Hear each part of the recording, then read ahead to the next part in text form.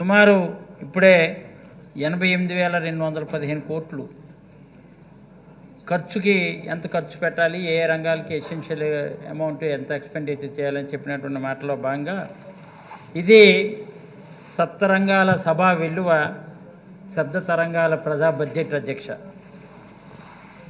ఎందుకంటే నిన్న ఆర్థిక మంత్రి గారు, ఫైనాన్స్ మినిస్టర్ గారు తన మనసును తొడిగినటువంటి ఓట్ ఆన్ అకౌంట్ బడ్జెట్ ప్రజా దర్పణానికి, ప్రజాస్వామ్య రంగానికి రియల్ సబ్జెక్టు ఈ బడ్జెట్ అధ్యక్ష. కారణం తెలుసు, గత ప్రభుత్వం తాలూకా బడ్జెట్స్ అన్నీ కూడా చూసుకున్నారు. అది కేవలం గ్రాఫిక్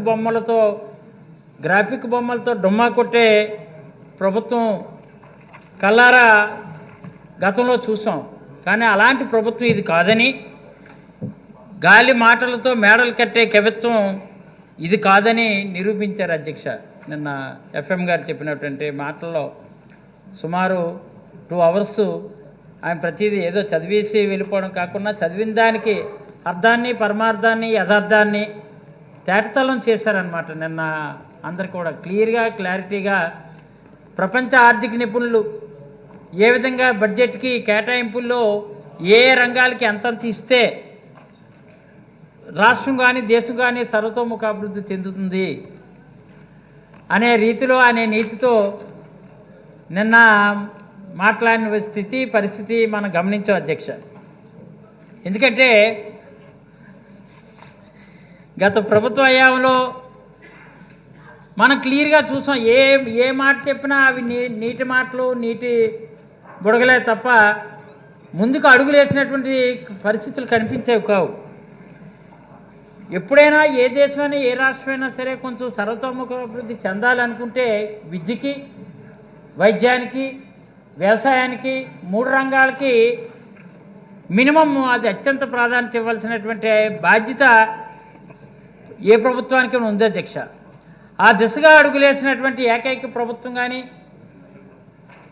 లేదంటే ఆ దిశగా ఆలోచిస్తున్నటువంటి ఏకైక నాయకత్వం కానీ, ఆ దిశగా ఆలోచిస్తున్నటువంటి ప్రజాప్రతినిధి తాలూకా మనస్తత్వం కానీ కొట్టొచ్చినట్టు కనిపించేది, వినిపించేది ఎక్కడంటే జగన్మోహన్ రెడ్డి గారి నేతృత్వంలో వైఎస్ఆర్ పార్టీ ప్రభుత్వంలోని మాత్రం చెప్పక తప్పదు అధ్యక్ష. ఎందుకంటే మీకు తెలుసు, విద్యకి, వైద్యానికి, వ్యవసాయానికి చేతునిస్తే రాష్ట్రం స్వయం సమృద్ధి దిశగా పయనించడంతో పాటు ఆనందంగా శయనించడం కూడా కనిపిస్తుంటుంది. అలా అనిపిస్తుంటుంది, అలా వినిపిస్తుంటుంది కూడా. ఈ 3 రంగాలు కూడా గత ప్రభుత్వం ఈ విద్యని కానీ, వైద్యాన్ని కానీ, లేదు అంటే అగ్రికల్చరల్ కానీ విస్మరించడం వల్ల ఆరోగ్యశ్రీ ఏమైంది, అనారోగ్యశ్రీగా మారిపోయింది. విద్య అనేది మిద్య కింద పరిమితం అయిపోయింది. అక్షరాస్యతలో మనం మొత్తం అన్ని రాష్ట్రాల కన్నా 30వ స్థానంకి వెనక్కి వెళ్ళిపోయాం. నిరక్షరాస్యత, చదువుకోలేనటువంటి వాళ్ళు, చదువుకోలేక ఉన్నటువంటి కుటుంబాలు, వేలాది కుటుంబాలు ఈ రాష్ట్రంలో ఉండిపోయిన స్థితులు చూసాం. అప్పుడు క్లియర్గా చూసిన తర్వాతే, అది ఎలా చూసాం, మేము చూడటమే కాదు, సాక్షాత్తు 3,648 కిలోమీటర్ల పాదయాత్ర చేసినటువంటి మన నాయకుడు, ఆయన అడుగులు వేస్తుంటే ఆయన వెనకాతల జైహో జగన్ అనే నినాదాలతో చిన్నపిల్లలు కూడా పరిగెడుతూ అడుగులేస్తూ ముందుకు వస్తూ, అయ్యో చదువులు మానేసి ఎందుకు వస్తున్నారు, ఎందుకు ఈ విధంగా ఉంటున్నారు, చిరిగిన బట్టలతో ఒకడు ఎవరో ఉన్నత వర్గానికి చెందినటువంటి వాళ్ళు ఎవరైనా సరే సూటు బూట్ వేసుకొని వెళ్తుంటే వాళ్ళ వైపు చూసి ఇక్కడ నీట్గా లేకుండా కేవలం ఎక్కడో హోటల్లో ఉన్నటువంటి మిగిలిపోయినటువంటి తిండికి పరిమితం అయిపోయి రోడ్డు పక్కన ఉన్నటువంటి తిండి కోసం వెంపర్లాడుతున్నటువంటి వాళ్ళే తాలూకా స్థితులు కూడా బాగా ఆకలింపు చేసుకున్నారు. కాబట్టి ఎట్టి పరిస్థితుల్లో ఎడ్యుకేషన్కి ప్రయారిటీ ఇవ్వాలి. ఎడ్యుకేషన్ ప్రయారిటీ ఇచ్చినటువంటి ఏ ప్రభుత్వం అయినా సరే పాపులారిటీ ఉంటుంది. దానివల్ల ఆ ఎడ్యుకేషన్కి ఇచ్చినాడే మనకి అర్థం, పరమార్థం ఉంటుందని ఆ రోజు ఆయన అడుగుల్లోనే చవి చూశారు అధ్యక్ష. అందుకనే ఎడ్యుకేషన్లో చాలా రిఫార్మ్స్ తీసుకొచ్చినటువంటి పరిస్థితి. కాబట్టి విద్యకి, వైద్యానికి, వ్యవసాయానికి, 3 రంగాలకి ప్రాధాన్యత ఇచ్చి ముందుకు వెళ్ళారు. కాబట్టి ఈరోజు రాష్ట్రం స్వయం సమృద్ధి సాధించగలుగుతుంది, స్వతంత్రంగా ఎదగలుగుతుంది, స్వతంత్రంగా సమాజంలో వదగలుగుతుంది. ఇలాగే ఇప్పటి కూడా ఈ స్థితికి చేరుకోలేనటువంటి ప్రపంచంలో ఎన్నో దేశాలు ఈరోజు మన దేశంలో రాష్ట్రాలు కూడా విద్యకి వైద్యానికి వ్యవసాయ రంగానికి ఎప్పుడు కూడా సముచిత స్థానం ఇవ్వలేక అనుకున్న స్థాయిలో స్వయం సమృద్ధి సాధించలేనటువంటి పరిస్థితులు రాష్ట్రంలో కానీ దేశంలో కానీ మిగిలిన రాష్ట్రంలో కానీ ఈ దేశంలో కానీ చాలా చాలా రాష్ట్రాలు ఉన్నాయి అధ్యక్ష. అందుకనే ఆరోగ్యశ్రీని అనారోగ్యశ్రీగా మార్చినటువంటి పరిస్థితి తెలుగుదేశంలో జరిగింది. విద్యని విద్యగానే ఇదైపోయింది. అలాగే ఇక్కడ వైద్యం కూడా ఎలా వచ్చిందంటే కనీసం పేదవాడికి ఏమాత్రం కూడా సాయం చేయలేని పరిస్థితులు ఉండడం వల్ల వైద్యం అదేంటంటే పేదవాడికి అందరూ నైవేద్యంగానే మారిపోయింది అధ్యక్ష. వ్యవసాయం అయితే పేరులోనే వ్యవసాయం ఉంటుంది కానీ ఆ వ్యవసాయానికి సాయం ఇచ్చినటువంటి దాఖలాలు గత ప్రభుత్వంలో లేవు అధ్యక్ష. కాబట్టి అన్ని రంగాలు కూడా నిర్వీర్యం అయిపోవడానికి ఈ 3 రంగాలకి ఎప్పుడైనా ఏ ప్రభుత్వమైనా ప్రాధాన్యత ఇవ్వకపోతే ఆ రాష్ట్రం అధోగతి అయిపోయినట్టే లెక్క. ఇది మన నాయకుడు గుర్తించారు కాబట్టి ఎంత ఇదిగా తీసుకొచ్చారు చూడండి. ప్రతి ఇయర్ కూడా, ఎందుకంటే ఇక్కడ బ్యూరోక్రాట్స్ కూడా ఉన్నారు వింటారు కూడా, ఎవ్రీ వీక్ 2 times ఆరోగ్యశ్రీ మీద కానీ హెల్త్ మీద కానీ రివ్యూ చేసినటువంటి ప్రభుత్వం ఏ ప్రభుత్వమైనా ఉందంటే ఆలోచించమనండి. కేవలం ఓన్లీ ఈ హెల్త్ మీద మెడికల్ డిపార్ట్మెంట్తో ఉన్నటువంటి రివ్యూ చేయడం కానీ అలా ఎడ్యుకేషన్. అందుకనే విద్యకి వైద్య రంగంలో అనేకమైన రిఫార్మ్స్ తీసుకొచ్చిన పరిస్థితులు ఉన్నాయి అధ్యక్ష.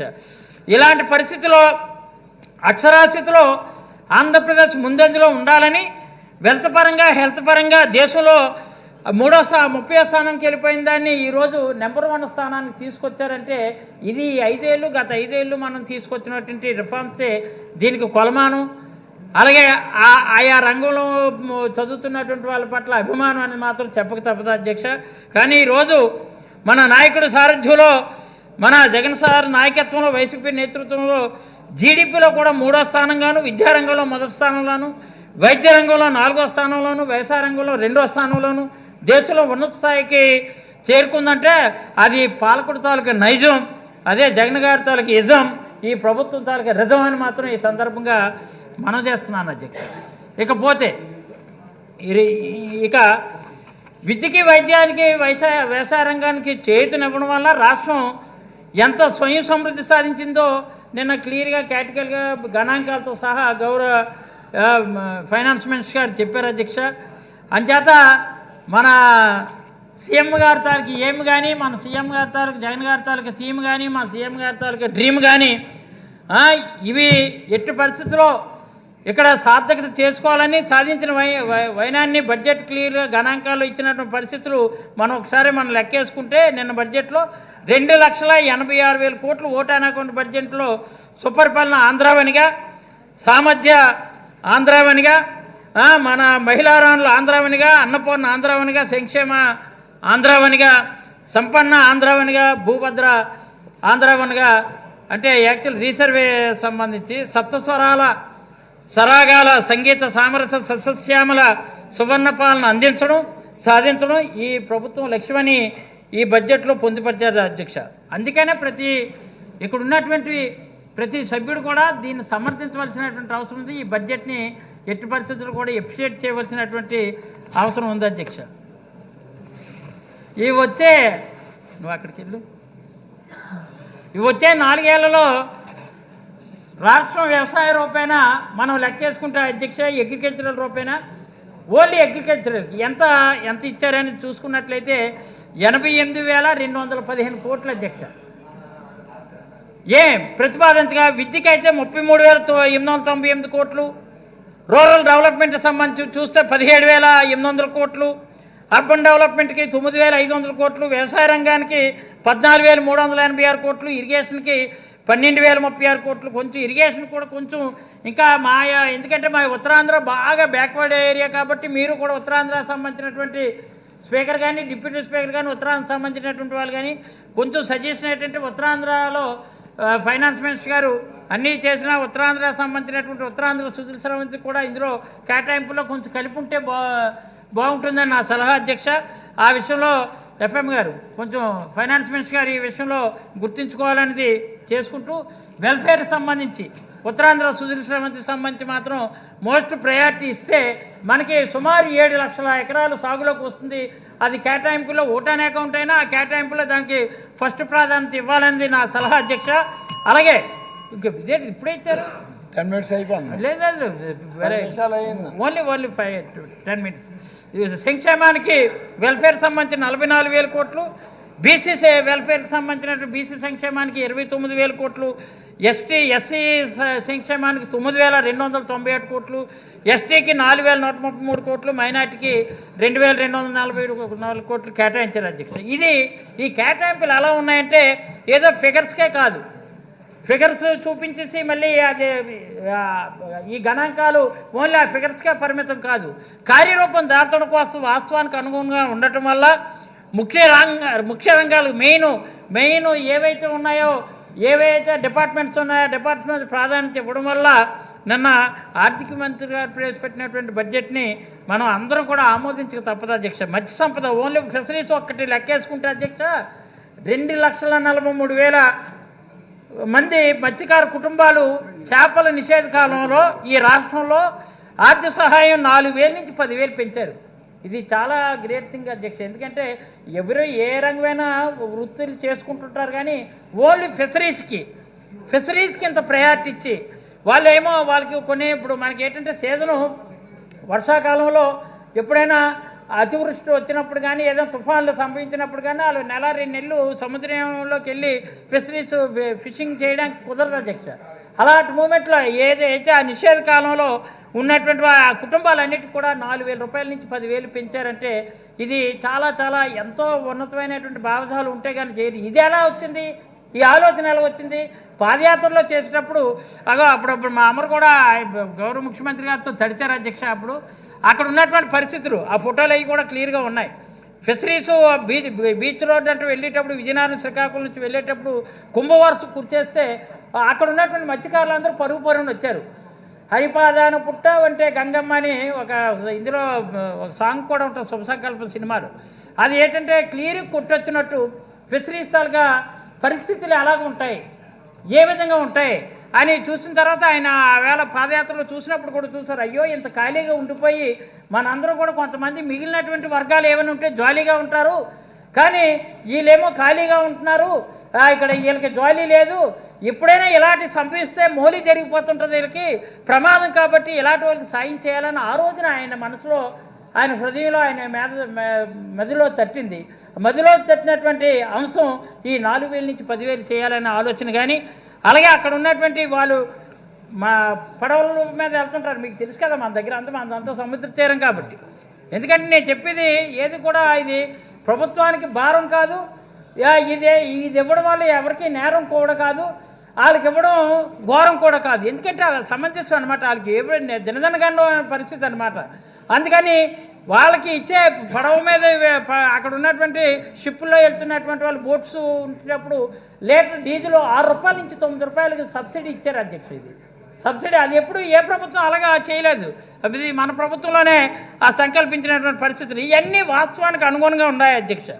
ఇవన్నీ కూడా దీని మీద ఏంటంటే అలాగే ఇంకోటి ఏంటంటే ఫిషరీస్ సడన్గా చనిపోతే 5 లక్షల నుంచి 10 లక్షలు పెంచారు.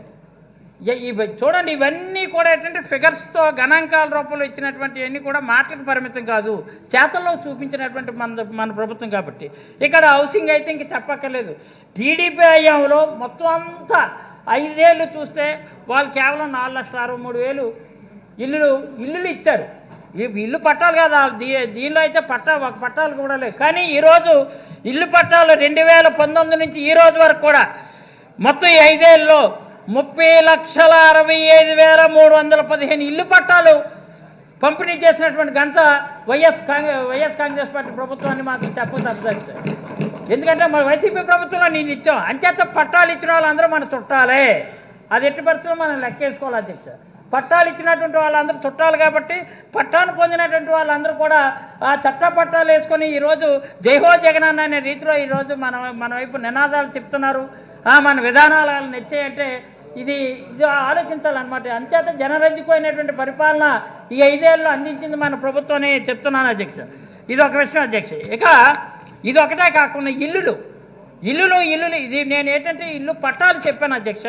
ఇల్లులు అయితే ఒక్కో ఇంటికి 1,80,000 అనుకుంటున్నారు క్యాల్కులేషన్. కాదు ఇల్లు 1,80,000 ఇవ్వడంతో పాటు అక్కడ ఇన్ఫ్రాస్ట్రక్చర్ కోసం 6,90,000 రూపాయలు కేటాయించి లేఅవుట్స్ కోసం ఇచ్చి ఎలక్ట్రిఫికేషన్ కానీ అక్కడ డెవలప్మెంట్ కానీ అక్కడ గృహ నిర్మాణం కోసం 6,90,000 ఒక్కొక్క ఇంటికి ప్రభుత్వంపై భారం పడ్డది అధ్యక్ష.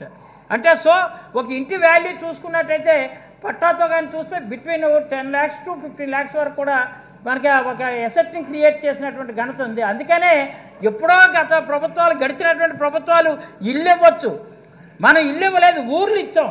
ఇల్లు ఆ రోజుల్లో ఇల్లు ఇవ్వచ్చు ఎవరైనా ఒకరో ఇద్దరు, కానీ మనం ఊర్లు ఇచ్చాం.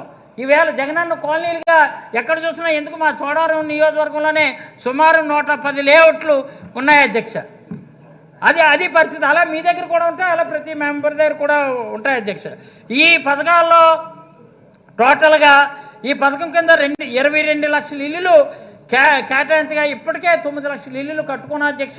కట్టుకున్నటువంటి జగనన్న కాలనీలో అయితే మాత్రం ఏంటంటే 11,000 ఇక్కడ ఉన్నటువంటిది జగనన్న కాలనీలో 1,62,530 మంది ఈరోజు ప్రజెంట్ నివాసం ఉంటున్నారు అధ్యక్ష రాష్ట్రంలో జగనన్న కాలనీల్లో. ఇక విద్యా దీవెన చూస్తే మనం చెప్పక్కర్లేదు, 11,900 కోట్లు జగనన్న విద్యా దీవెన. అదే ఎడ్యుకేషన్ చదువుతున్నటువంటి వాళ్ళందరూ కూడా లాలన, ఇది జగనన్న పాలన అని చెప్పక తప్పదు అధ్యక్ష. అది టోటల్గా విద్యా దీవెన ఎంత ఖర్చు చేసాం అధ్యక్ష.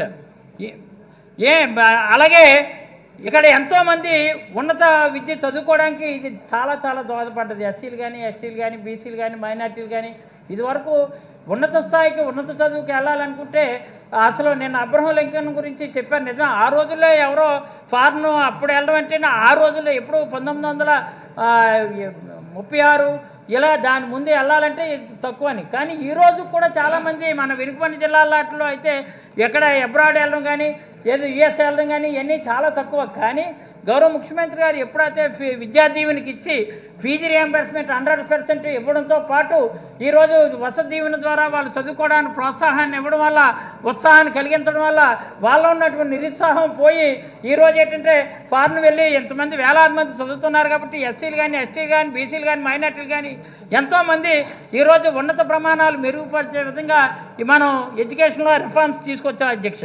ఇది కాక వసతి దీవెన వల్ల అయితే అధ్యక్ష 4,276 కోట్లు ఖర్చు చేయగా 52 లక్షల మందికి 52 lakhs మెంబర్స్కి, స్టూడెంట్స్కి లబ్ధి చేకూరింది అధ్యక్ష వసతి దీవెన.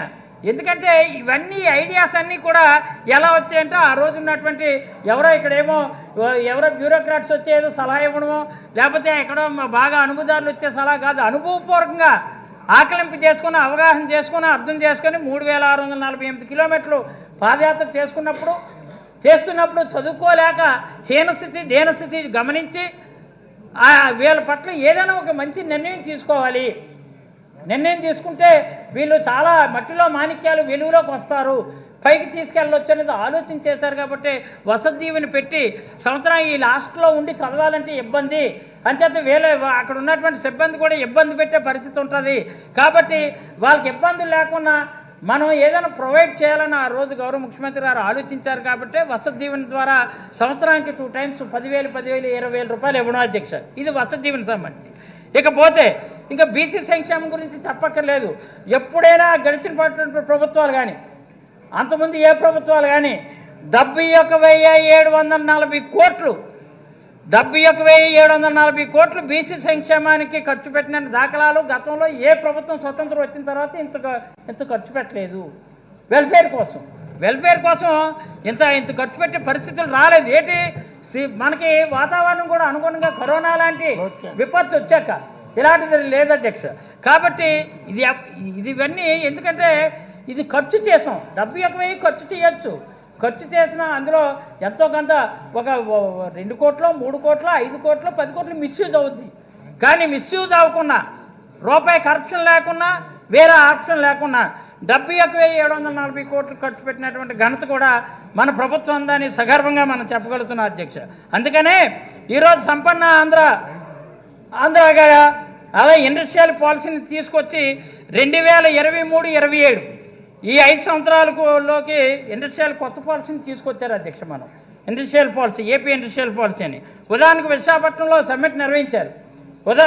సమ్మిట్ నిర్వహించినప్పుడు 13,11,11,000 కోట్లు ఒప్పందాలు కుదుర్చుకున్నారు. ఇది ఫ్యాక్ట్. అప్పుడులాగా వాళ్ళలాగా డబ్బా కొట్టేసుకొని 30,000 కోట్లు కుదుర్చుకున్నాం, లేదా 60,000 కోట్లు వచ్చాయి ఒప్పందాలు. కదా అగ్రిమెంట్ ఇన్ రైటింగ్లో ఉన్నటువంటిది ఏంటంటే 13,11,000 కోట్లు ఒప్పందాలు మనం కుదుర్చుకున్నాం అధ్యక్ష. ఇకపోతే ఇది కాకుండా ఇక షిప్యార్డ్స్ సంబంధించి ఒకసారి మనం లెక్కేసుకోగలిగితే ఇక్కడ షిప్యార్డ్స్ కూడా కొత్తగా వచ్చినటువంటి షిప్యార్డ్స్ మచిలీపట్నం కానీ, మూలపేట కానీ, కాకినాడ కానీ, పోర్ట్స్ అండి, పోర్ట్లు షిప్యార్డ్ అంటారు, సారీ, రామీపట్నం కానీ, ఇవన్నీ కూడా ఏంటంటే అయిపోయింది. 3 మినిట్స్ అంటే ఈ బడ్జెట్ని ఎందుకు ఆమోదించాలి అనేది మంచి కొంచెం మనం చెప్తారండి. ఇవి నేను అన్నీ చెప్పట్లేదు, అన్నీ డీబీటీ ఉన్నాయి. లేకపోతే ఆర్థిక స్వావలంబన, మహిళల గురించి చెప్పాలనుకుంటే మహిళల ఆర్థిక స్వావలంబన సాధించుకోవడం, స్వయం సమృద్ధి సాధించడం కోసం ఏ రకంగా మనం రిఫార్మ్స్ తీసుకొచ్చాం, లేదంటే అక్కడ ఉన్నటువంటి పెన్షన్ 3,000 రూపాయల పెన్షన్ ఏ విధంగా తీసుకొచ్చాం, అన్నీ చెప్పాలనుకుంటే మీకు 3 గంటలు నాకు ఇచ్చినా చాలదు అధ్యక్ష. కానీ అంటే అందుకని ఓన్లీ నేను ఏవైతే అంటే ఏ సబ్జెక్ట్స్ మిగిలినటువంటి వాళ్ళు టచ్ అయ్యారో అవే మాట్లాడుతున్నాను అధ్యక్ష. ఇవాళ ఏంటి కాదు ఉన్నదే చెప్తున్నాను, ఫ్యాక్ట్. నేను చెప్పేది ఫ్యాక్ట్ సార్. అది ఇక పోర్టుల గురించి చెప్పుకుంటే మచిలీపట్నం కానీ, మూలపేట కానీ, కాకినాడ కానీ, రామీపట్నం కానీ ఇవన్నీ కూడా నిర్మించినటువంటి ప్రభుత్వం కాబట్టి ఈరోజు ఎంతమందికి ఉపాధి, ఇంతవరకు ఎంత ఇదిగా ఉన్నారు. నిజంగా అనాథగా ఉండిపోయినటువంటి అవన్నీ కూడా పోర్టుల అధ్యక్ష.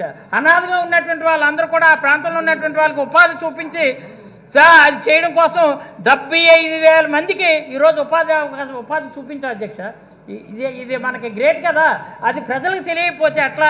ఇది మన పోర్టుల గురించి చెప్పమంటే మిగిలినటువంటి వాళ్ళు చెప్తారు లేదా అనవసరం. కానీ మన దగ్గర రామీపట్నం పోర్ట్ అవ్వచ్చు, లేకపోతే కాకినాడ కానీ, కాకినాడ మన పక్కనే ఉంది, ఇవన్నీ కూడా మనం చెప్పాలి కదా. ఇక్కడంటే మచిలీపట్నం ఉందా, అది మిగిలినటువంటి వాళ్ళు ఎవరైనా చెప్తారు. మన వైపు కూడా మనం చెప్పుకోకపోతే ఎలా అధ్యక్ష. ఇది ఒక విషయం. ఇక రోడ్లు చెప్తున్నాను అధ్యక్ష. రోడ్ల విషయం గత 5 సంవత్సరాల్లో 2,627 కోట్లు రూపాయలు ప్రధాన మెయిన్ రోడ్స్కి కానీ ఇచ్చినట్లయితే 1,955 కోట్లు మనం ఖర్చు చేయడం కానీ, ఎన్డీపీ ద్వారా 3,014 కోట్లు, 1,243 కోట్లు రాష్ట్రం ఖర్చు చేయగా అందులో 120 కోట్లు మా తోడవరం నియోజకవర్గం గంధవరం నుంచి అక్కడ నర్సీపట్నం వరకు ఖర్చు పెడుతున్నాం అధ్యక్ష. కానీ అక్కడ ఉన్నటువంటి కాంట్రాక్ట్ అలసత్వం వల్ల నత్తనడకగా సాగుతుంది ఎప్పటికి కూడా. దానికి మొన్ననే మళ్ళీ ఇప్పుడు ఇవన్నీ కూడా మనం ఎందుకు చెప్పుకుంటున్నాం అధ్యక్ష. నిన్న అసలు ఆర్థిక మంత్రి గారు చెప్పినటువంటి పరిస్థితి కానీ, డీబీటీ ద్వారా, నాన్ డీబీటీ ద్వారా మనం ఏంటంటే ఖర్చు పెట్టినటువంటి అంశాలన్నీ కూడా టోటల్గా ఖర్చు పెట్టింది 2,56,000 కోట్లు వెల్ఫేర్ ఖర్చు పెట్టినప్పుడు, నాన్ డీబీటీ ద్వారా 1,50,000 ఖర్చు పెట్టినప్పుడు ఇవన్నీ కలిపి 3.5 లక్షలు 4 లక్షలు చూపించారు అధ్యక్ష. కానీ డెవలప్మెంట్ ఆస్పెక్ట్లో మన బిల్డింగ్లు కట్టడం, సచివాలయాలు కట్టినప్పుడు ఏమో ఇలాంటి రోడ్లు వేసాం. డెవలప్మెంట్ కూడా మనం యాడ్ చేయాలి అధ్యక్ష. ఈరోజు చెప్తున్నాను అధ్యక్ష, 5 లక్షల పైగా ఈ రాష్ట్రాన్ని సర్వతోముఖాభివృద్ధి చెందించడం కోసం ఈ 5 ఏళ్ళలో డెవలప్మెంట్తో పాటుగా మనం లెక్కేసుకుంటే 5,30,000 కోట్లు రాష్ట్రం మొత్తం మీద ఖర్చు పెట్టినట్టు ఘనత వైఎస్ఆర్ కాంగ్రెస్ పార్టీ ప్రభుత్వం అధ్యక్ష. మరి ఇది నిన్న మరి ఎందుకు మంత్రి గారు చెప్పలేదో నాకు అర్థం కాలేదు. కానీ డీబీటీది, నాన్ డీబీటీది రెండింటికే పరిమితం అయ్యారు. మరి చెప్పలేదు కదా. మీరు ఇరిగేషన్ కేటాయించారు, ఇరిగేషన్ మంత్రి కూడా మాట్లాడట్లేదు, వెనకాతలకు వచ్చి ఇప్పుడు మాట్లాడుతున్నారు. అంచేత నిజం అధ్యక్ష, 5,30,000 కోట్ల అధ్యక్ష. మీకు ఫిగర్స్తో సహా నేను చెప్పమంటే చెప్తాను, నాకు టైం ఇచ్చారు 2 నిమిషాలు. అదే అందుకని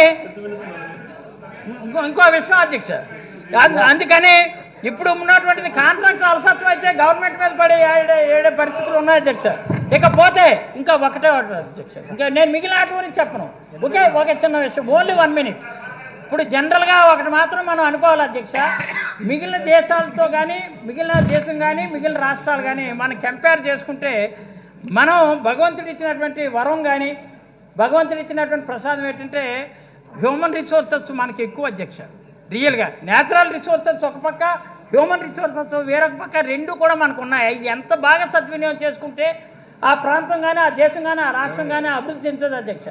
ఈరోజు మనం మానవ వనరుల సంపద ఇంగ్లీష్ మీడియం పెట్టాలని గౌరవ ముఖ్యమంత్రి గారికి ఎందుకు ఆ తలంపు తట్టింది? మన దగ్గర ఉన్నటువంటి సహజంగా మనకు ఏంటంటే హ్యూమన్ రిసోర్సెస్ ఎక్కువ కాబట్టి దీన్ని ఎంత పుషప్ ఇస్తే అంత మంచిదని, ఎంత మనం ఎంత ప్రోత్సహిస్తే అంత బాగుంటుందని ఉద్దేశంతో ముఖ్యమంత్రి గారు ఫస్ట్ కమ్ ఫస్ట్ ప్రయారిటీ అది ఇవ్వడం, ఇది అందరికీ ఇలాంటి విజను ఇలాంటి ఇది అన్న ఐడియా ఎవరికి రాదు అధ్యక్ష. ఇది ఎందుకు అంటే ఇవి శాశ్వతంగా ఉన్నాయి, ఏర్పడ్డాయి. కావాలంటే 10 మందికి నాకు ఇప్పుడు జనరల్గా ఇంకో రాష్ట్రంలో ఎవరో ఒకరు ఉంటారు, నాకు 10 మంది పిల్లలు ఉండాలంటే ఉంటారు, ఇటు పుడితే ఉంటారు కానీ పుట్టపోతే ఉంటారు కదా. కానీ మనకు అలా కాదు, శాశ్వతమైనటువంటి వనరు సంపద ఉంది, నేచురల్ రిసోర్సెస్ మనకు ఉన్నాయి. ఏజెన్సీ పరంగా మా దగ్గర ఉంది ఏజెన్సీ. ఇక్కడికి వచ్చి విజయవాడ వచ్చి మా విశాఖపట్నం సముద్రాన్ని ఇక్కడ తీసుకొచ్చి వచ్చేస్తుందా? రాదు కదా. శాశ్వతమైన రిసోర్సెస్ మనకు ఉన్నాయి కాబట్టి రాష్ట్రం